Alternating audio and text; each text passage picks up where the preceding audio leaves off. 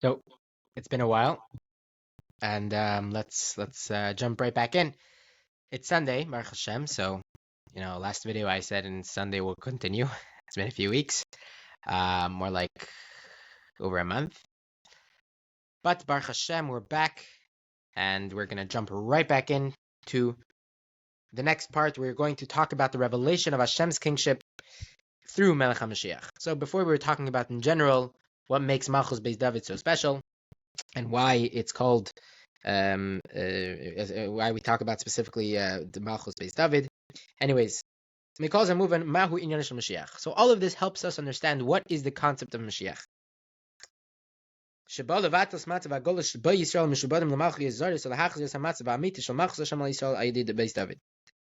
Mashiach comes to nullify the situation, the exiling, whatever it's called, situation of the Yidden that are subjugated to foreign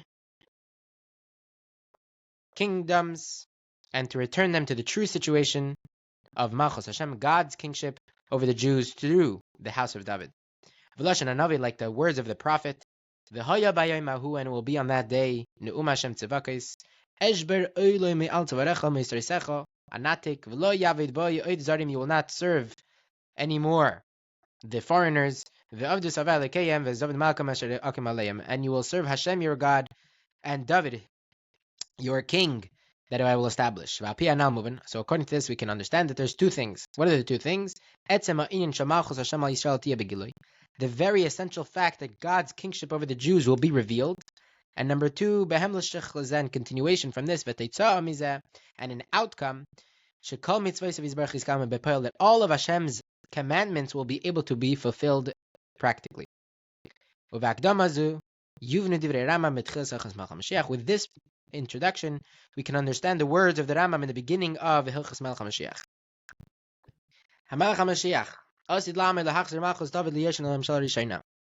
He will come in the future.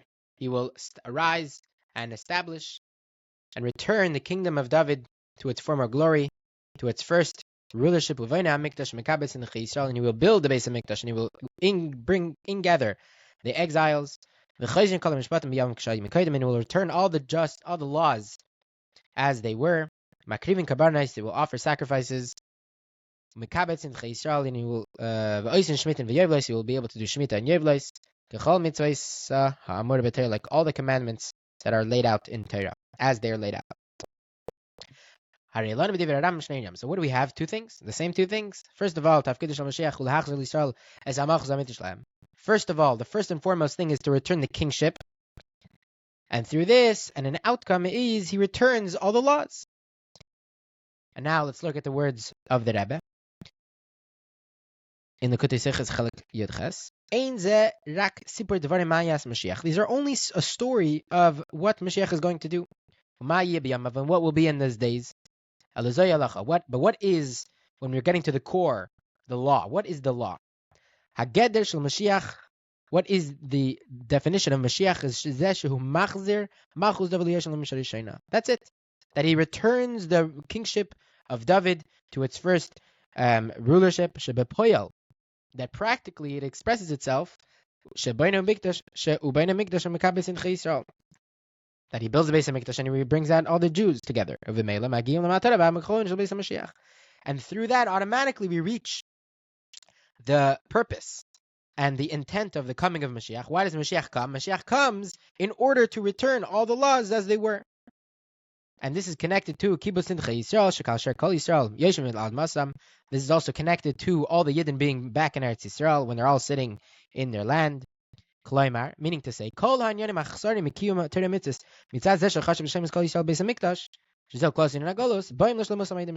everything that we were lacking in being able to fulfill Torah mitzvos, which is lacking in the perfection of the Yidden and also in the building of the Beis HaMikdash, which is the general concept of exile, is that we're all in different places spread out, and in addition to that, we don't have the Beis HaMikdash.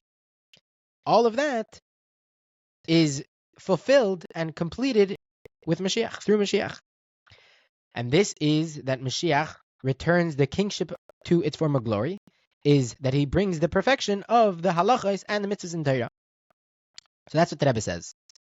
And the Rebbe adds something, and he's very precise that there's two fundamental reasons that prevents us from fulfilling the 613 commandments in the time of Galus. Number one, the destruction of the Beis HaMikdash, which is when we were not able to do karbanos. And number two, exiled from the land of Eretz Yisrael. That then we lost all the mitzvahs that are dependent on the land. So therefore, what does it mean that Moshiach is... So when Moshiach returns, all the laws is all dependent on two conditions. Number one, you have to have the building of the Beis HaMikdash. And number two, you have to have all the Jews bring back in Eretz Yisrael. And this we can see from the words of the Rambam in his halacha. What does he bring? He counts 6 things in order, 3 against 3. 3 actions that bring to 3 outcomes. First of all, you have the general concept of bringing back Chazar's Malchus Beis David. And what's the outcome? The outcome is then we bring back all the laws. Then in continuation, you have Beis HaMikdash, you build a Beis HaMikdash, and you bring back all the Jews back to Eretz Yisrael. And what's the outcome? The outcome is you can offer sacrifices, and you can fulfill the mitzvahs of Shemitah and Yovel. And through all of this, together, we reach the perfection, the ultimate perfection of all the mitzvahs that are said in Torah. So we find that all the details, all the specific things that the Rambam mentions in these halachos are all surrounding one very, very fundamental thing. And this we can say very clearly is the definition of Moshiach. What is the Inyan Shel Moshiach? Is Chazaras Malchus David, is returning the kingdom of David, and through that you can fulfill all the laws of Torah. Beautiful. Okay. We can also understand the words of the Rambam in the continuation of the perek with regards to the way Mashiach is going to be revealed, and also the signs. So what does the Rambam say? If there will arise a king from the house of David, he is a genius in Torah and fulfilling of mitzvahs, that he's very medayik, he fulfills the Torah, he learns Torah and does mitzvahs the way it's laid out in Torah, in the Torah Shebechsav and Torah Sheba'al Peh. And he compels all the Jews to go in the way of the Torah, and to be strong in its ways. He wages the wars of Hashem. This is Chazaka. He has the we can have the assurity that he's Mashiach. If he did all of this and he succeeded in all of these things, and in addition to succeeding with all of these things, he builds the actual Beis HaMikdash and the Kibbutz Goliyos, and then he gathers all the Jews in Eretz Yisrael. That is a Mashiach. Now we can say for sure, with absolute assurity, that he is Mashiach. What does it seem? It seems that these signs are a chiddush from the Rambam himself. That there's no sources in the words of Chazal before the Rambam. So we have to see that according to what did the Rambam establish these signs, and why were these not mentioned? Why was nothing else mentioned about Mashiach? I mean, we know that there's a lot of things about Mashiach. It speaks about many, many, many places that he will be a very wise man, and a great prophet. Like the Rambam himself lays out in other places about Mashiach. Okay, so now, according to everything that we explained before, we can understand that since the Rambam is talking about over here right now, Mashiach, what is Mashiach's thing is to return the kingdom of David and fulfill and basically be able to bring all the perfection of fulfilling mitzvahs. So according to this purpose of Mashiach, the Rambam established what are the signs that can point to us this aspect of it. Okay, and how he will be revealed. All of them, all of these lead us to one fundamental point, which is the perfection of Torah mitzvahs. And like the Navi says, so what does the Rebbe say? The Rebbe says like this: the test and the sign on his truth, if in essence he is about fulfilling Torah and then keeping it alive, that he himself is very particular and very exact in the way he learns Torah and fulfills mitzvahs. And he affects as shleimus kiyum mitzvahs Yisrael, and he affects also that the Jews themselves should be perfect in fulfilling the Torah mitzvahs. V'Yakov kol Yisrael, that he compels other Jews. And what does it mean to wage war? That he wages the wars is also a detail in bringing the perfection of Torah mitzvahs to remove anything that is holding you back from learning Torah mitzvahs. After all of this, we only know that he's bechazkas Mashiach. However, so this is all in concept, that he is a person that learns Torah and does mitzvahs, and he's actively compelling the Yidden to do the same. This is all in concept, meaning practically he's making people better, and he's making people Bali Tshuva and making people learn more Torah and do more mitzvahs. But to the practical aspect, to the actual thing of that he has to actually succeed, and that he wins over all the nations around him, and then he builds the Beis HaMikdash. That is specifically when he is Moshiach Vadai, because then you can have the return of all the laws, that is the perfection of all the laws and the fulfillment of the mitzvahs b'poyel. That practically you have the ability to fulfill all the laws, and you're able to learn Torah properly.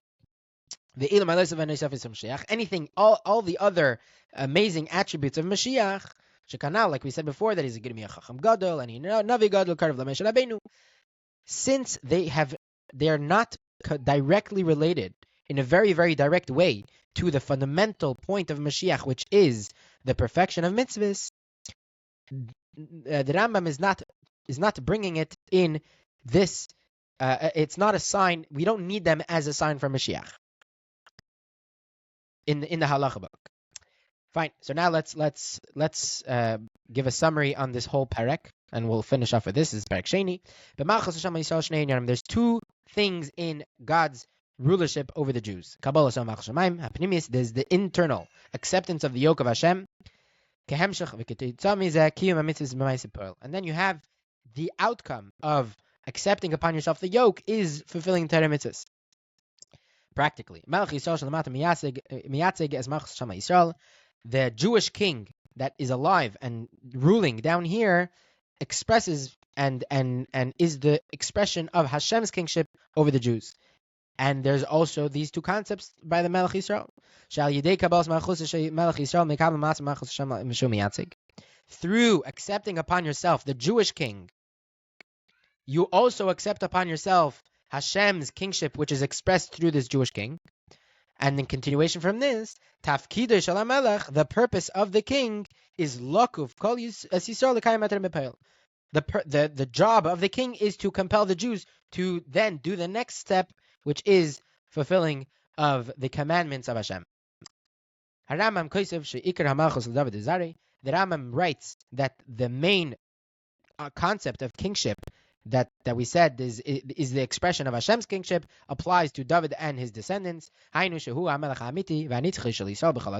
he is the true king, and he is the everlasting kingdom belongs to David HaMelech and his family, of all the Jews and all the generations. And through them, specifically through the kingdom of David, is revealed Hashem's kingship. Amnam, in